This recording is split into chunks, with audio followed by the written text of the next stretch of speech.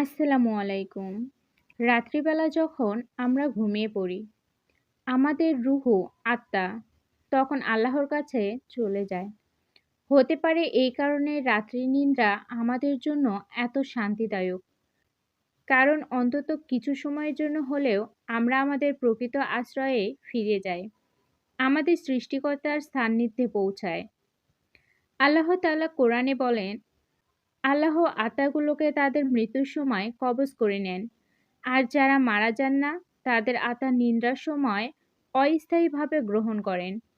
অতঃপর যার মৃত্যুর সিদ্ধান্ত তিনি নিয়েছেন, তার আত্মা রেখে দেন আর অন্যদের নির্দিষ্ট সময় পর্যন্ত পাঠিয়ে দেন। নিশ্চয় এতে চিন্তাশীল জাতির জন্য নিদর্শন রয়েছে।